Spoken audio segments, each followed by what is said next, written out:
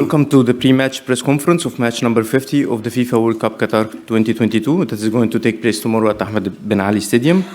Please welcome coach of Australia, Graham Arnold, and player Harry Souttar. Translation is available via the FIFA interpretation app in English, Arabic, and Spanish. If you would like to ask a question, please raise your hands and wait until we give you the microphone. I'll give the floor to the coach and player for their opening remarks. Coach, please. Yeah, look, obviously very exciting to be here, and we're looking forward extremely to the game tomorrow and doing our nation proud again, and that's the most important thing. Harry? Yeah, just to turn that down. Echo what the boss said there. Just really excited. We've already surprised a few people with the results that we've had. So yeah, we're looking to go and surprise a few more. Thank you. Hi, Graham Sidlow from the English paper The Guardian. Obviously, this game was brought to mind previous clashes, and in particular in 1993. I wanted to ask you about your memories of those two games against Argentina, and of course ask you just how good your night out was in Buenos Aires. I haven't got all day. But no, look, I think, when I think back to my playing career, it was one of the highlights of my life, being able to play World Cup qualifiers against Argentina in Australia and in Buenos Aires. But, we've had a few games now with Argentina. We beat them in 1988, 4-1 in the Gold Cup in Australia. And, and I just think that, and also with the Olympic team, we beat them only last year, 2-0. I just think that Argentina bring the best out of Australia. And, our performances every time against Argentina has been very strong and very good. And, as I said, we go into the game with a lot of belief and a lot of energy and focus on ourselves and our job. And as I said, it's for me, it's a big 1%er to be playing against them because they'll bring the best out of us. Thank you. Question, please. Question. David Bashir from SBS. A question for you, Graham. Lionel Scaloni just came on paying a lot of respect to Australia and what they would bring, but we know there's not going to be any love lost on the pitch tomorrow. Can you tell us the sort of ferocity you plan to bring to this contest and all that history between Australia and Argentina and how that may play out tomorrow? Yeah, look, as I said, Dave, it's, the past, the group games are past us now, and it's obviously it's a whole new ball game now. It's a one-off game, and anything can happen in one-off games, and there's no disrespect to Argentina or anything at all, but it's 11 v 11, and it's 10 blue shirts against 10 yellow shirts, and it's a battle, it's a war, and we've got to fight that, and make sure that and the boys are in great physical shape, great mental shape. They've got great energy, and we go out there with and give it all guns blazing. Question. Juan Pablo Ferrari del diario Hoy. This is Juan Pablo Ferrari, Diario Hoy, Argentina. You said that Australia will win. Did you say that Australia will win? You feel confident. I wanted to ask you, do you feel that way? Do you think that Argentina was the champion from America, and will use a defensive system to try to protect, just as Poland did with Argentina? Or will you go on the pitch to attack against Argentina? What will you do? Thank you very much. Okay. Yeah, we said we will do our best to win the game. We respect Argentina for sure, but first and foremost, we can't focus just solely on them. I do believe the short turnaround is an advantage for us because we don't sit for 5 days wondering about and thinking about the opposition or Argentina. So it's we have that respect for them, but we also have to respect ourselves and what we bring to the table, and we know what their strengths are, and we've got to take them away from them to have a great chance to win this game. Before we continue with the questions, I would kindly ask our colleagues, the photographers, to leave the room. Thank you so much. Iraqi newspaper and Alifia magazine. A question to Ernie. You just mentioned you beat Argentina last year in Olympic Tokyo. Yeah. They have two players. They play in all. They play now with Argentina. Also, you have 7 players. So you can do also tomorrow. You can repeat the victory tomorrow again.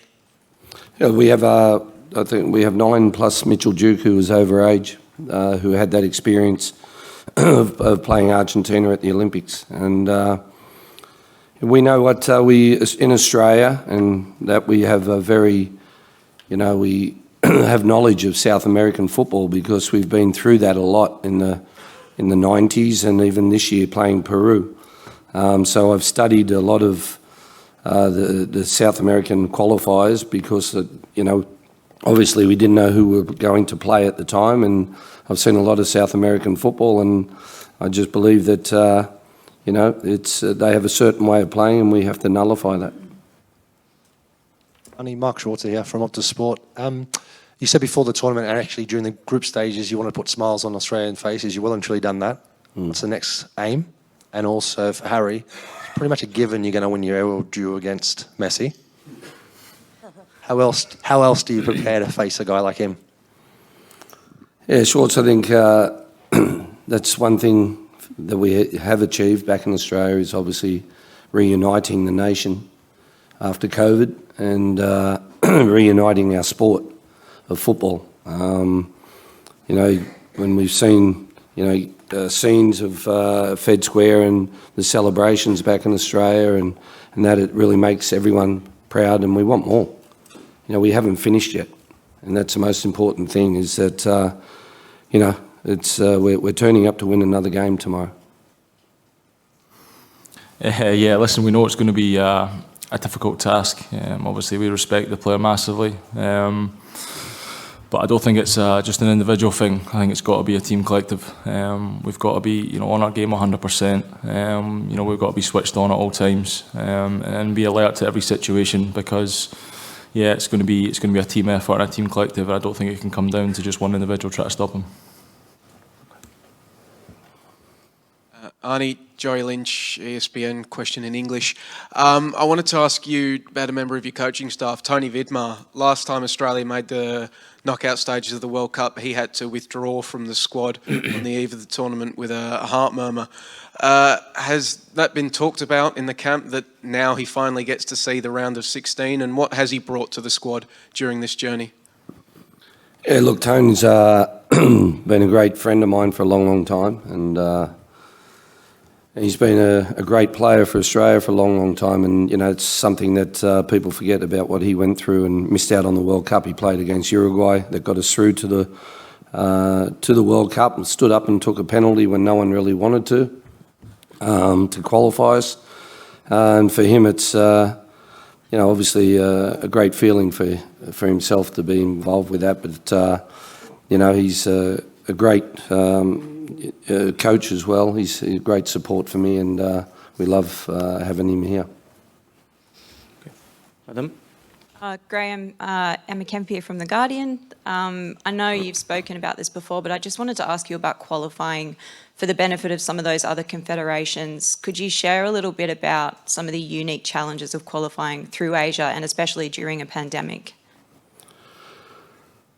I was going to write a book on that, but I don't know if I've got time. But look, that's I think the universe is paying us back for all the hard work we've done, and the universe is looking down on us and is repaying the support, the sacrifices that the players and staff made through all that. We played 4 games out of 20 at home. We had 11 straight wins, which is still a world record for World Cup qualifiers, and we had some hard journeys, but probably the best part of it is, and I'm trying to look at the positive, and I do believe this has been crucial. With that was COVID helped unite this team together and unite the culture, the family culture of brotherhood, mateship, because these boys were in lockdown. When we were in hotels, they couldn't go off the floor they were on. They had to socialise with each other in the social room, playing pool or table tennis, whatever. And that really united the players as a family environment. And the fact that we played We had 5 World Cup qualifiers here in Qatar.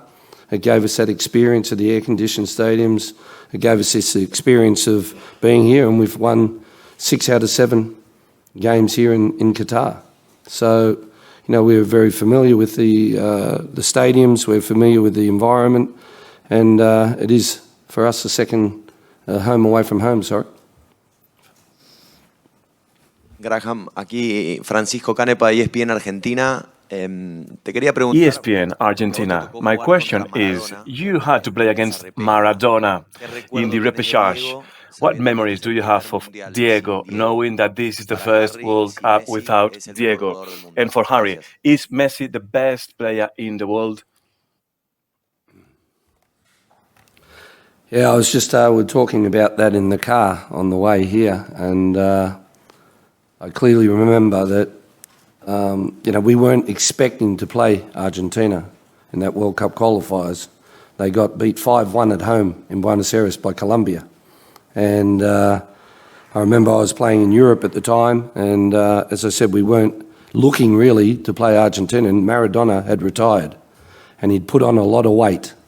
And the fans from the last 5 minutes of the game, 10 minutes of the game, that when I was watching the game as a player, and I was playing in Europe, was the fans were calling and singing for him to come back. And he lost a lot of weight in 6 weeks.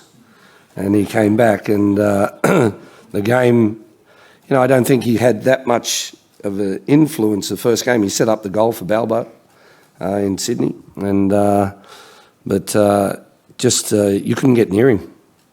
To try and kick him, he was that smart. He was such a great footballer, and obviously it's one of my great memories to say that I played against him. I think my generation, growing up watching football from a young age until now, I think there's pretty obviously been 2 standout players in the world. I think it's going to be a long time till we see the likes of them again. But I think tomorrow for 90 minutes or however long it takes, it's just going to have to be another player that we're up against. Like I said before, obviously got massive amounts of respect for him and what he's done. But again, it's 11v11, and we're going to go out there to win and get a result. But yeah, certainly in my eyes, he's one of the best to ever do it, yeah. Arnie, Vince Regari, Sydney Morning Herald. I have to ask you about the little moment of street smarts that I'm sure the South Americans would respect that was caught on camera against the Danish team, talking about Mitchell Duke finding what appeared to be a note containing tactical instructions from the Danes, picking it up, passing it to the bench. Can you talk us through what happened from your perspective? Was that helpful? And even if it wasn't, does that not just show what the players will leave no stone unturned, even if it's a piece of paper on the ground that could help them win? Yeah, to be honest, Mitchell Duke brought it over to me, and I thought he was just being nice, cleaning up rubbish. And he handed it to me, and I didn't even look at it. I just handed it back because I was focused on the substitution. And I knew when he came on that we had to go to a back 5, and I always have a plan A, B, C, and D, or an E for every occasion. If you're down 1-0 or you're up 1-0, and we look at what substitutions. But in that little way, it just showed me that they didn't have the plan ready. It was an off-the-cuff thing that if they're having to send notes out to players, then it's not pre-planned beforehand, where we pre-plan those type of things beforehand. So the players know, if Bailey Wright comes on like we did, they knew straight away we're going to back 5 because we'd already done that messaging. Thank you. Adrian Archulli from SBS. Question to both Graham and Harry. In the France game, after they got those first 2 goals, they just flicked a switch and kept that pace up the whole game. Now, South American teams, they can up and down their pace quite effectively. Do you learn anything from that? Is there a way you can ensure they don't get out of or get up to a certain gear? Do you need to leave challenges in? What is it so you don't have a repeat of what happened against France, where you made such a strong start, but they got to a level and they were just there? Look, again, I truly believe that we got taught lessons in the first game. Of not being able to have a friendly beforehand with a short lead-in, but we learnt the hard way, but the good way. And those lessons have been fixed, and we've learnt well from it, and now it's all about moving forward. And as I said to the boys, we just had all the meetings, and we've got our game, we've got our way, we've got to be brave to play, and and make sure that we're in their faces for 90 minutes and take away their strengths, and that's time on the ball. Yeah, I don't want to sound like I'm repeating what the boss is saying there, but I think it's probably the best thing that could have happened to us, the first game, and learning from the mistakes that we made. And obviously we stepped up a little bit for the Tunisia game, and then I think we stepped up again for the Denmark game, and then we've got to do exactly the same for this one coming up. But I do think, again, we've got to focus on ourselves and what we can do. We've got to be brave in the ball to play, but everything that we put in the last two performances in terms of off the ball, the intensity when we go to press, has all got to be there again. If we want to get anything from the game, it needs to be there, 100%. Adam Peacock from Code Sports. Arnie, when this wonderful adventure ends, hopefully in a few more games, there's a massive opportunity presented itself to the game in Australia. The A-League, what do you hope from the domestic competition in the near future? Because 17 of the 26 have got a great grounding in your squad. What do you hope for the competition that it rolls over and acts upon in the forthcoming months and years? Well, I hope that, and I do expect that Australians start respecting the A-League for the quality it has, because I've been a firm believer in the A-League for a long time. That people sit back at home and compare it to the English Premier League, because that's really what the only other football that we watch in Australia is the English Premier League. But I've been out and about and around Europe, and the A-League is as good as most European competitions. There's only one thing the A-League needs to do, and it's play more football. They don't play enough football. And 25 games, 26 isn't enough. 12 teams isn't enough. They need to give kids more opportunity to be professional footballers and play more football. And as I said, the quality of the A-League, the boys here have shown that have come from the A-League, that they can match it on the world stage. And as I said, I'm a firm believer in it. And and then we've got those young kids coming through, and they've got to be ready.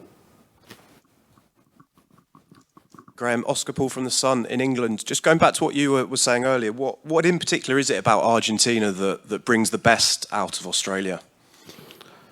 Well, playing against that type of talent and that name, I think, resonates right across the world. And but it's a football nation, and it's inspiring for Australia to play against them. And as I said, I believe that you're going to see the best of this guy tomorrow night. You're going to see the best of every player on the pitch for Australia tomorrow night because of who we're playing against. The brains need to be switched on, not for 90 minutes, for 120 minutes, and it's got to be switched on for every second of that 120 minutes, because they play in two waves. Slow, to try to make you relax, but when you relax, that's when they hit you. And we've got to make sure that we're on the whole time. Graham, Harry, felicitaciones por pasar de ronda. Congratulations on qualifying. Robina Sanchez, question in Spanish for Deport TV. First, I'd like to congratulate the country and the organization for what it means hosting the next World Cup, the Women's Football World Cup, and this will contribute to the organization. And then I'd like to ask you whether if somehow the pressure is on Argentina as they are favorites, and this might benefit you. Yeah, look, I think we've been named the invincible underdogs around the world, and everyone's an underdog until you have success. And I think nearly everyone in the world at some stage of their life has been an underdog, and it's until you have success that you're seen as a success. So, I think we're again, Australia's the underdogs, and we love that. We love the backs to the wall and no one giving us a chance, and going out there and fighting the Aussie spirit way. And as I said, that's our strength. Sorry, I will ask in Arabic. سؤالي الأول لهاري ثم My first question is for Harry. First of all, then thank you. Harry, first of all, congratulations for your qualifications. I am Tunisian, so I say thank you. How did you live those last moments in your last game? High level of competition between you and the Tunisian squad. And did you expect that Tunisia would win over France? France that needed just one goal to actually go through. Same question to Mr. Graham.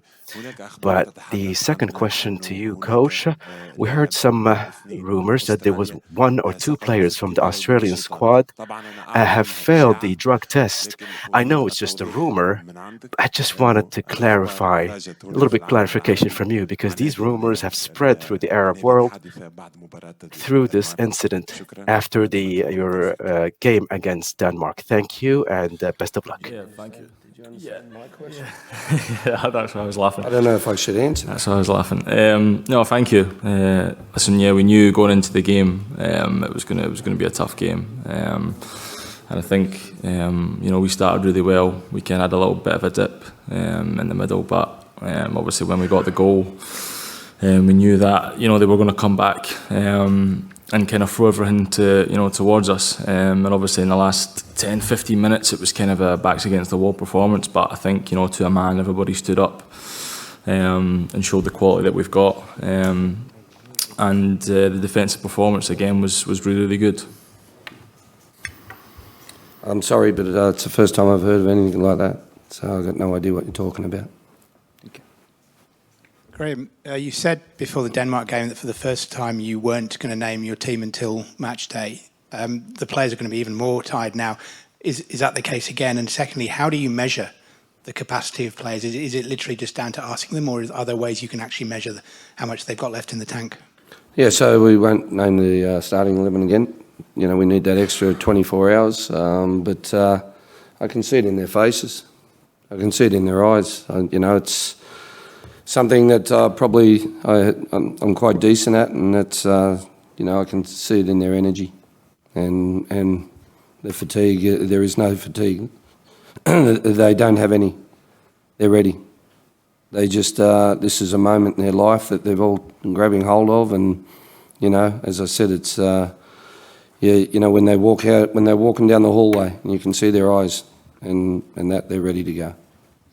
Let's do questions, one over there and one here. Thanks very much. Harry, David Mark from the ABC. I wonder if I could take you back 4 years or so when you began your Australian journey, and if I was to tell you that you're about to play Argentina in the final 16 of the World Cup, what would your response be back then? When I first came into camp, it was a 23s camp, and then I think my next one was my first team call-up for the Socceroos. And I think it's pretty early on, the culture's embedded to the young lads coming up. And the belief that we've got as a squad is one like I've never experienced before. It's taken probably 3.5-4 years for everyone to go in the one path and all think the same way. And I think that the last 2 results just showed, when everyone's on the same page, what could happen.